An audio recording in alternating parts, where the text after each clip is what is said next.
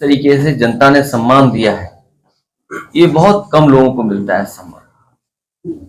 जीवन भर जिसने सेवा की हो, मदद की हो, तभी इसी तरह का प्यार मिल सकता है और सम्मान के साथ जनता आ सकती है। वो उस कड़ी और उस पीढ़ी के नेता थे जो कभी कोई बात छिपाते नहीं थे। अपनी राय, अपना सुझाव या अपना तर्क बहुत स्पष्ट रूप से कहते थे। कई मौके आए जब उन्होंने अपने लोगों की बात रखी, हो सकता है कुछ लोगों को ना पसंद आई हो, लेकिन कम से कम वो ऐसे व्यक्ति थे जो अपने लोगों की बात बहुत सफाई से रखते थे। वो कभी कौन नाराज होगा, कौन क्या सोचेगा, इसके बारे में कम सोचते थे, बल्कि जो बात सही होती थी वो ज्यादा महत्वपूर्ण समझते थे। लोकसभा में मैंने उनको देखा, कई मौकों पर विपक्ष के लोगों ने आवाज बुलंद कर करके उन्हें दबाने की कोशिश की, लेकिन मैंने अपने आगे देखा, आंखों से देखा कि वो किसी के दबाव में नहीं आते थे। जो बात उन्हें कहनी होती थी वो कह के रहते थे। तो ऐसे नेता को हम लोगों ने खोया है।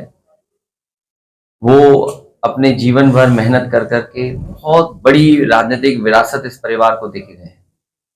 इस परिवार को एक बहुत बड़ी पहचान देके गए, जहां वो कई बार विधायक रहे, सांसद रहे, कई दलों में रहे हों, आखिरी में समाजवादी पार्टी में भी थे, पहले भी समाजवादी पार्टी में थे और दल में भी होके आए, लेकिन जनता के प्रति और जनता से जुड़ाव हमेशा बना के रखा उन्होंने।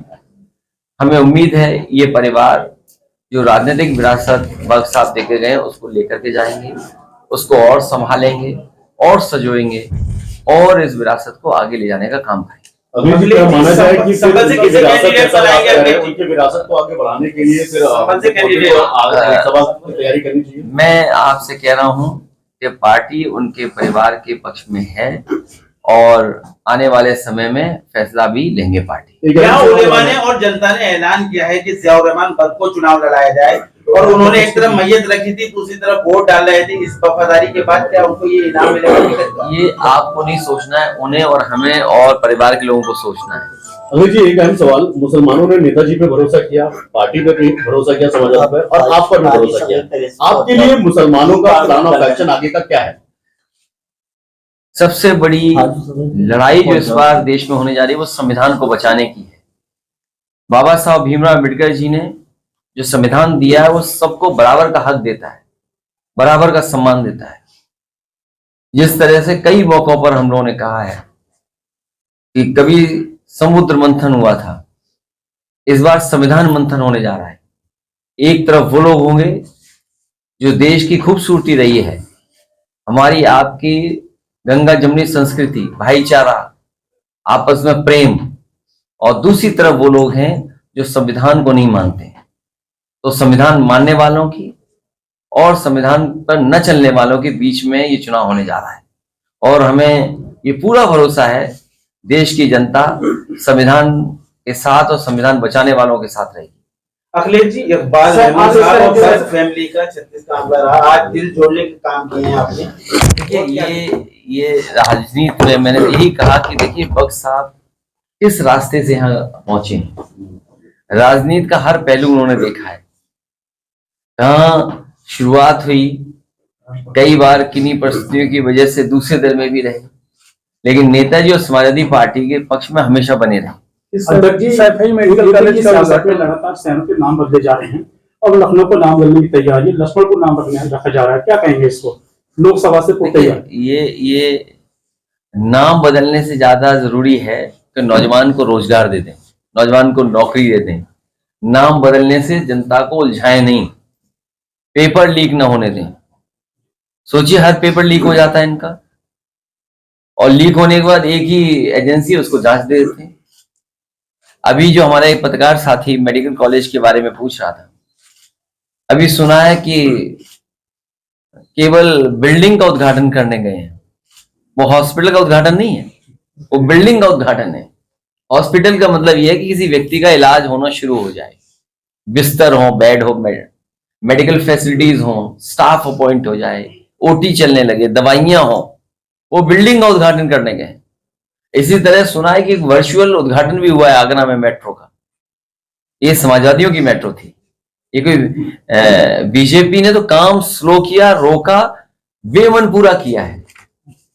जितना भी आगरा का अलाइनमेंट किस तरफ से किस तरह जाएगी, कहां पर क्या बनेगा, ये पूरा समाजवादियों के सरकार में फैसला हो गया था। वही मेट्रो का वर्चुअली उद्घाटन किया। जैसे नाम बदले जा रहे हैं, इसके मायने क्या है कि मतलब ये लक्ष्मण को नाम रखा जा ऐसा रहा है, आप सरकार बदल दो, इनका नाम अपने आप बदल जाएगा। इंडिया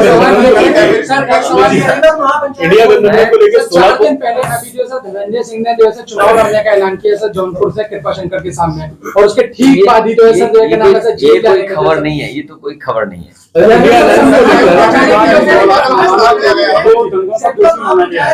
मौलाना तौकीर को दंगों का दोषी माना गया है, फोटो दोषी माना है। कोर्ट के सवाल पर हम लोग कैसे कोई प्रश्न लगा सकते हैं?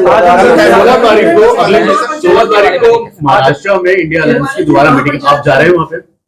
देखिए, हमारा काम पूरा हो गया, टिकट बंटवारा हो गया, हमें प्रत्याशी तय करने दो। अभी तुम प्रत्याशी पूछ रहे थे, अब कह रहे तुम वहां चले जाओ। कैसे लोग हो भाई? जो काम हमें करना है वो करने दो। तो वहां भेज रहे कि जाइए वहां चले जाओ। अभी हमें काम अपना करना है। अलायंस की मीटिंग है ना। अगर उन्हें वोट पता लग जाए कि वोट एक और विस्तार से मिल सकते हैं, एक और विस्तार कर देंगे। ये इतने घबराए हुए लोग हैं कि विस्तार, अगर इन्हें पता लग जाए कि हमारा कोई पत्रकार साथी है, इसके मंत्री बनने से हमारे 2 लोकसभा जीत जाएंगे, तो उस पत्रकार को ही मंत्री बना देंगे। सर बीजेपी का मिशन 400 तो ये जो बनाया गया विस्तार, ये विस्तार कोई जनता की सेवा के लिए मंत्री नहीं बनी है। ये जनता को कैसे वोट ले लें, और जनता देख रही है उन्हें। अभी लड़ाई खत्म नहीं हुई है, अभी तो केवल मंत्री बने हैं, अभी विभाग बनना है, फिर विभाग बनने के बाद इन्हें प्रमुख सचिव अपॉइंट कराना है, फिर अपनी मर्जी के जो विभाग मिलेगा उसके जिले जिले में अधिकारी अपॉइंट होने हैं। अरे एक जाल से नहीं निकले ये मामला, ये जो बने भी हैं, शपथ लिए हैं, अभी इनको बड़ी मेहनत करनी पड़ेगी।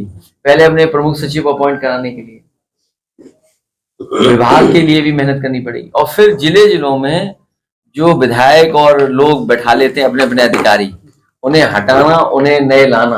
अभी तो बहुत दिन है, और जब तक ये काम होगा तब तो चुनाव आ जाएगा, आचार संहिता लग जाएगी, मंत्री बस मंत्री बने रहेंगे, काम नहीं कर पाएंगे।